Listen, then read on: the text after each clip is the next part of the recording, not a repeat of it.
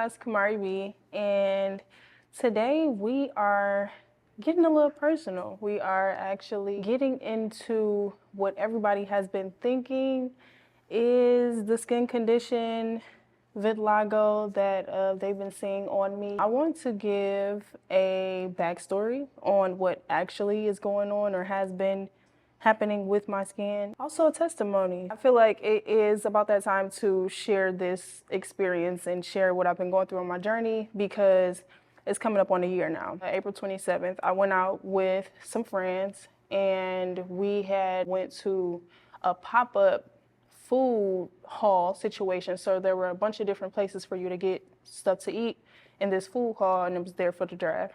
So when I was with some friends at the food hall, I didn't eat because all of the lines were to the back of the restaurant. And I was just like, okay, well, I'm about to leave anyway. I can just eat when I get home. I separate from my friends. I get home that night and I was thinking like, okay, what can I make that'll be fast that I don't have to wait for? I was like, okay, boom, I can make fried fish. I can put it on, it'll take 2 seconds to make. I went home, put the grease on to get ready to make the fish, and went in my room to change my clothes. When I went in my room to change my clothes, the next thing I knew was that I was waking up and the house was smoky and the smoke alarm was going off, and I just jumped up out of my bed in a panic. My heart was beating fast. I couldn't really breathe. I couldn't see. My eyes were burning. I just ran to the kitchen and grabbed the pot off of the stove. I know I've been telling this story over and over again to my close friends and family, and everybody's just like, why did you think to grab the pot? Why didn't you? It's just like, because when you wake up, you're not even really woke for real, especially when you wake up in a panic. You're not thinking about all of that. I'm just thinking about stopping it. So I went to grab the pot, and of course it was hot. I dropped it. All I had on at the time was underwear and a tank top. So grabbed the pot, it burned me on my arm and hand, so all of this was burned, and then I dropped it. So it fell on my legs and feet. Once it dropped on my legs and feet, I was, of course, screaming hysterically, and I was trying to like tiptoe and get off of the hot ground in the kitchen. And trying to do that, I slipped backwards and fell into the grease. So I also have burns all over my backside. My back didn't get burned or like none of the top of my body outside of my arm and hand, which I'm so grateful for. After I fell into the grease, I don't know how I managed to get up without burning my other hand or arm or anything else, but I got up and I went to the bathroom, turned on the cold water, and put my whole body in cold water. Once I put my whole body in cold water, my skin started to fall off. So I was just like, oh my God, what am I gonna do?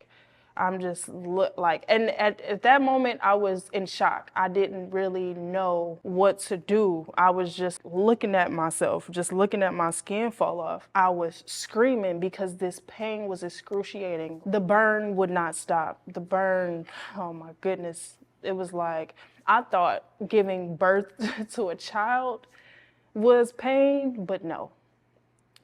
This definitely tops it. This is definitely a pain that's indescribable for sure. While I'm in the tub and my skin is falling off while the cold water is running on me, I'm thinking like, okay, now I need to get to my phone because I jumped up out of my bed just in a panic going to the kitchen. My phone is in my room. My feet are peeled and burned at this point, and I'm like, okay, how am I about to walk? How do I get to my phone?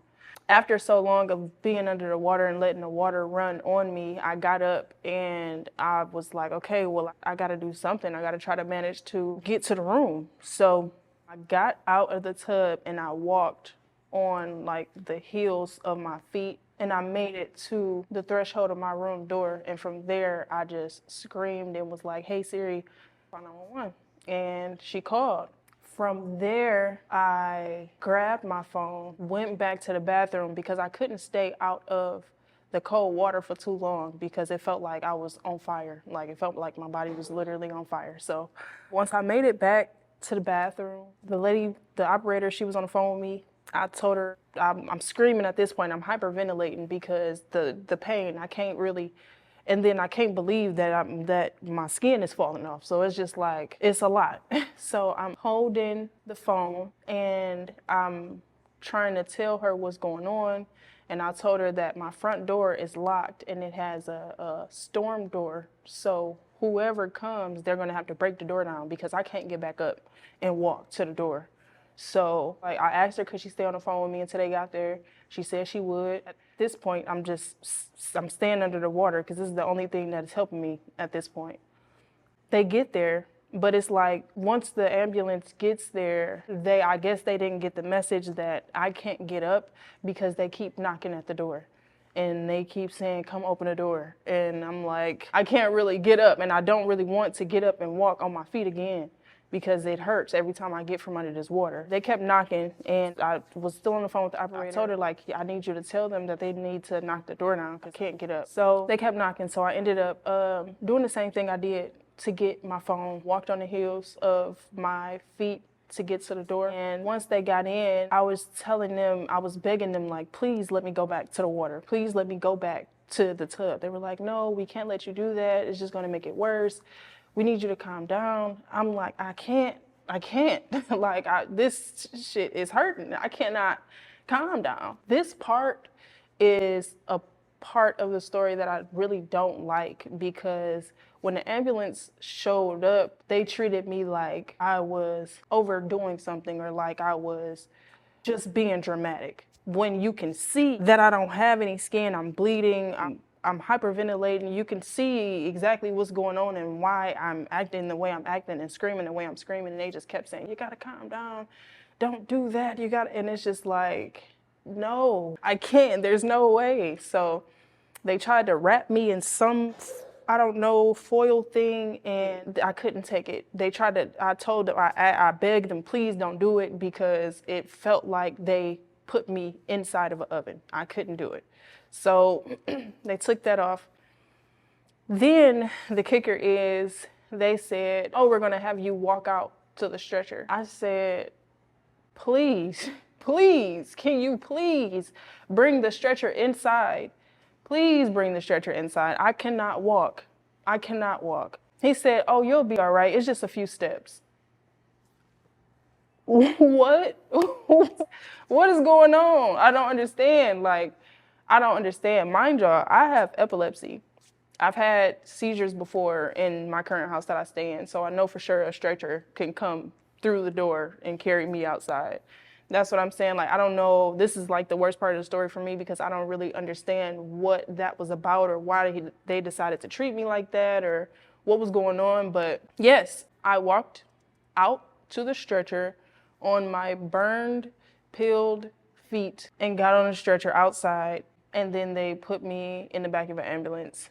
The ambulance ride was no better. I was begging and pleading them in the ambulance, please, can you do something? Is there anything you can do to stop the burning on the way there, anything?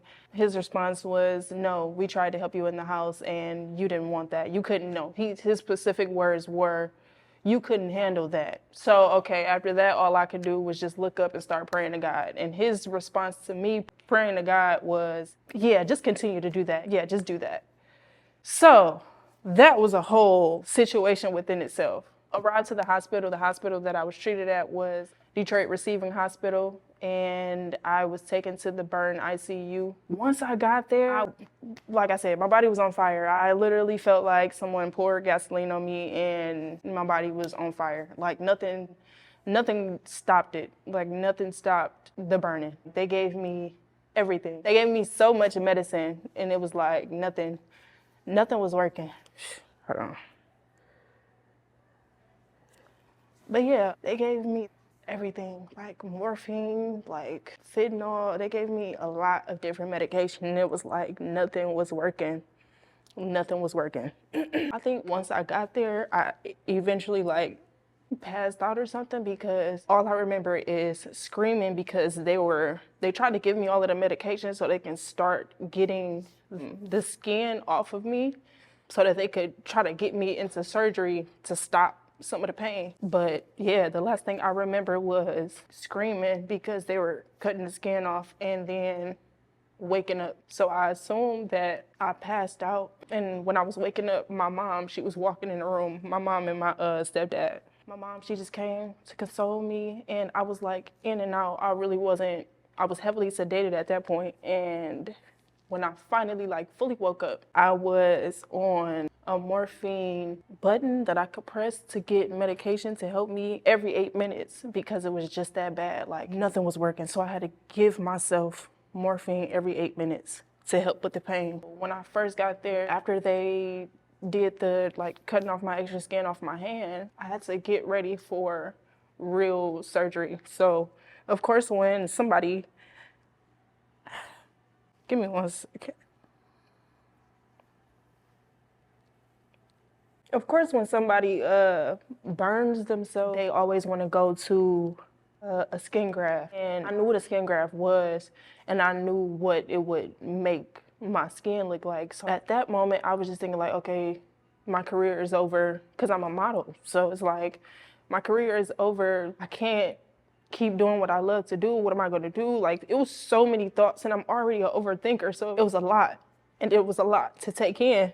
Shout out to my physical therapist and my occupational therapist, because when they came in to talk to me and they ended up finding out that I was a model, they ended up telling me that there was a new technology out called skin resale, where it was different from a skin graft. So a skin graft is where they take a piece or a part of your skin and then they stretch it as far as it can go, and it gets really thin. And a lot of people compare it to how a fish skin looks.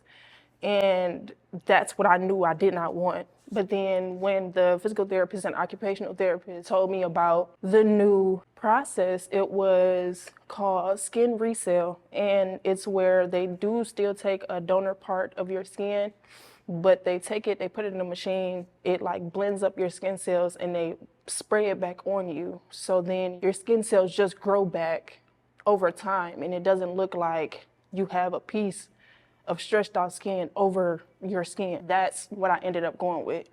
My doctor was actually surprised to hear me bring it up because, well, my surgeon, because they hadn't brought it up to me yet. So I'm definitely thankful for my physical therapist and my occupational therapist, because they definitely looked out for me when they heard that this is my career. They were like, oh no, you're a model for a living. Okay, hold on. There's something else that we can do to help you continue your journey in life. That's how I ended up with skin that people now think is vitiligo. Okay, so it's actually not. People see my feet in pictures and they see my hand, they think that is vitiligo. They just assume, a lot of people do. Like, a lot of people have DM'd me or messaged me like, oh, when did you get vitiligo? I didn't know you had vitiligo. When did it happen? When did it spark up? Or, when did it come about? Because I didn't see you with it before. And it's like, man, little do you know, I am currently on a healing journey for something completely different. Got the surgery 2 days after I got to the hospital. So they wrapped me up. They put this triple antibiotic ointment on me and these gauze, like they were like medicated gauze that they wrapped me in that were yellow, that helped with the pain as well, but not as much as that morphine did every 8 minutes, I swear, because nothing, nothing else worked. How the surgery went, after they sprayed the skin cells on me, I had to have this clear plastic film wrapped up on the parts of my body that had been impacted, because that was like what was holding my skin cells in place for them to grow back. So then that clear film would have to fall off over time with the healing. When I tell y'all, I don't wish this on my worst enemy. I swear I don't. It was a process.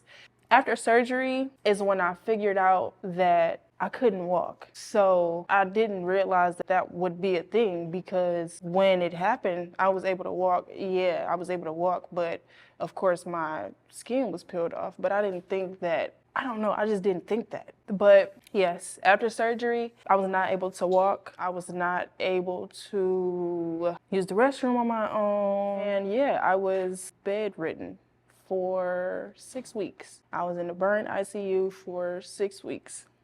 It was really hard for me because I'm not used to not being able to do stuff for myself. I am a get up and do it type of person.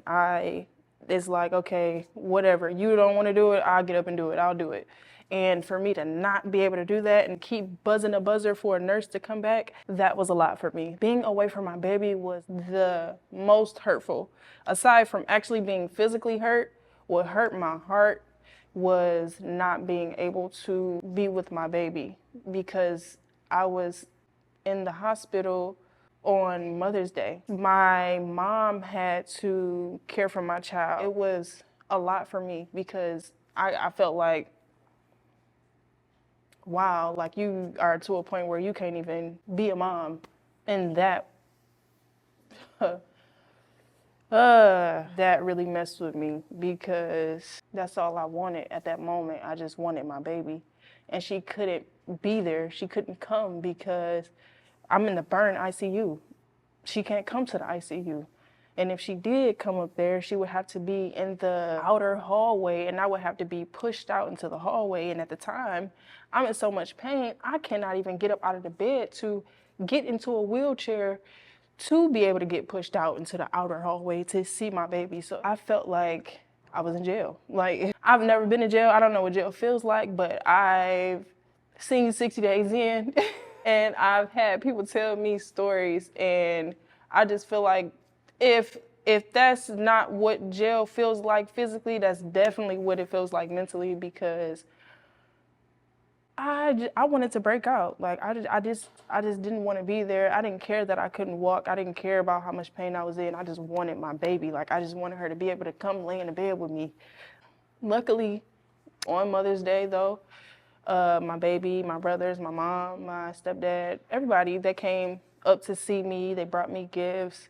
And of course, as soon as I saw my baby, I broke down because I felt like I hadn't seen her in forever.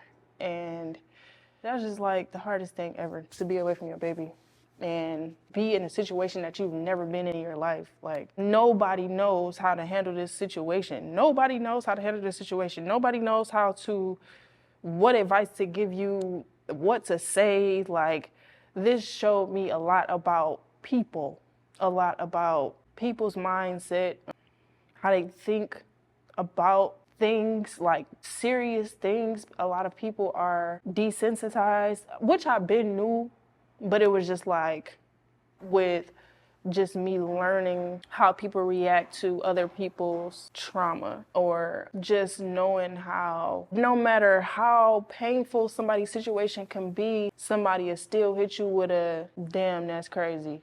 And it's like, yeah, I know it's crazy. But like, my life motto is everything happens for a reason, and I feel like this was one of those things. This was another thing. This was something that's part of my journey. With my new body, I feel different. I am now embracing it. It's still new. I feel like it just happened yesterday, but like I said, I'm coming up on a year. I just want people to understand, which is why I'm doing this video, because I want people to understand that I am different now. And this new body and this new experience and this new journey that I'm on, it changed starting on April 27th, 2024. It changed my mindset. It changed the way that I see things, the way I feel about things, my patience, the way I speak to people, my whole thought process behind life and why I do what I do. But yeah, once I figured out that I couldn't walk, that hurt me. And my main goal was, you gotta walk again. You have to be walking again because you're a model. You have to be able to put a heel on. Those were my words to myself specifically. You have to be able to put a heel on at least by September. Fashion Week is coming up. I know I should have been thinking about healing and chilling out, and yes, because I mean, I have no choice. I'm technically in jail. I can't move. I can't walk on my own. I have to, have somebody wait on me hand and foot. So that's already a lot within itself. So yes, I'm going to think about the things that I love. I'm thinking about my baby, but then thinking about my baby makes me sad because I don't have her there physically with me. Okay, so now I can turn to the other thing that I love, which is modeling, which is the world of fashion. That's something else that I love. So even while I was in the hospital, I started posting from my last event that I had did, which was Event 24. It was an NFL draft event for indie fashion. I walked that show. I killed that show. I did my first interviews in that show. I had a great time. Like I said, September, New York Fashion Week. Okay, boom. If I'm back walking back by September, I feel like I achieved something. I feel like I made something happen for myself and I reached a personal goal that I set for myself, especially with being faced with such a life-changing situation. I feel like this was something that needed to be done. Throughout my whole time being in the hospital, I was positive. My mindset was great. Like, I was just grateful to still be alive. I felt blessed. I didn't feel like, oh, this is, I don't know. At one point, I did ask myself, like, man, is this karma? Like, did I do something that bad to where this is bad karma? Like, what happened? It was a lot of questions, but again, you don't question God. You keep it pushing. Things happen. Life has obstacles. And again, with my life motto being everything happens for a reason, I know this was something else that happened for a reason as well. And now that I'm where I am today and everything that came after that whole accident, I understand and I know why the things happen the way that they do. Your book is already written. You can't really stop what's already going to happen. I never would have thought that this was in the cards for me, but no one does. Life is like a box of chocolates. You never know what you're going to get. This is part 1. Please stay tuned for part 2. I got so much more to tell y'all. I'm sorry for getting so emotional so quick, but I mean, hey, it is what it is.